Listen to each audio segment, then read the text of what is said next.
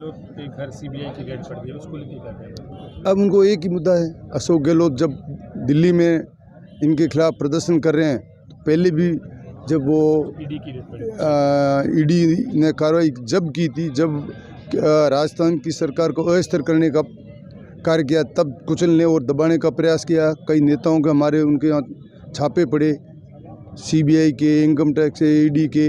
और अब भी वही कि अभी किस तरह से इनको परेशान करें ताकि ये मैदान छोड़कर हट जाए।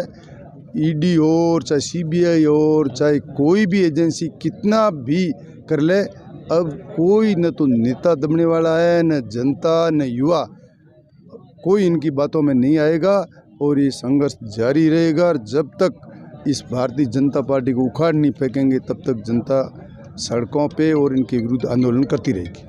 देश में जो ये मोदी सरकार है, भारतीय जनता पार्टी, इन्होंने जिस तरह से ईडी हो, सीबीआई हो, केंद्र की जितनी भी एजेंसी हो, इन सबको कांग्रेस पार्टी वो अन्य जितने भी नेता है उनको डैमेज करने का ठेका ले रखा है कि किस तरह से उनको डैमेज करे ताकि कोई जनता बोले नहीं। विकास के काम सारी ठप है और सिर्फ महंगाई की हालत क्या है और जनता का ध्यान भटकाने के लिए ये जो हमारी नेता सोनिया जी और राहुल जी पर जो ईडी की जो कार्रवाई चल रही है, नोटिस दिए, परेशान करने के लिए दिए ताकि ये परेशान हो जाए, घर पकड़ ले। और ये जो संघर्ष कर रहे हैं जनता के लिए, किसानों के लिए, जो एक आवाज़ बनकर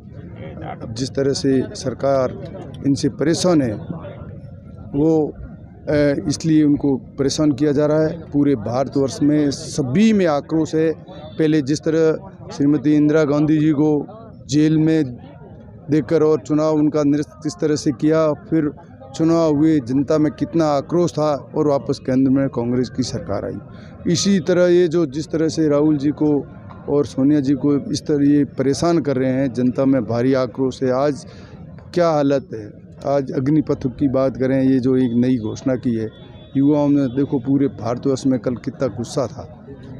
रोज़गार देने की बात की कि 2 करोड़ हम युवाओं को रोज़गार देंगे, काला धन वापस लाएंगे, भ्रष्टाचार ख़त्म करेंगे, महंगाई ख़त्म करेंगे। ये सारे जो झूठे वादे इन्होंने किए और अब वो सिर्फ एक लड़ने की बात है, हिंदू मुस्लिम वाली, कहीं दंगा फैलाओ, कहीं ये ऐसी ओछी राजनीति कर हमारे भारत का आपस में 36 कौम का जो सौहार्दपूर्ण वातावरण है उसको बिगाड़ने का काम कर और सत्ता में आने का काम कर रही है। और जिस तरह से महंगाई किस कदर बढ़ रही है, आज पेट्रोल पंप खाली है, वहाँ पेट्रोल डीजल नहीं मिल रहा है। भाव क्या, कितने भाव आसमान छूने लगे हैं। और गैस के क्या भाव है, गैस के सिलेंडर की क्या रेट है, क्या किस तरह से तेल खाने वाले क्या रेट, आज सब्जी पता कर लो कि सब्जियों के क्या भाव है। आम आदमी को किस तरह से महंगाई की मार झेलनी पड़ रही है, उस पर कोई ध्यान नहीं सरकार का। सिर्फ एक न एक जनता को गुमराह कर उनका ध्यान भटकाने के लिए ये सारी कार्रवाई मोदी सरकार कर रही है। और अब जनता समझ गई है, सड़कों पे आ रही है, जगह जगह पूरे भारत में ये आंदोलन हो रहा है।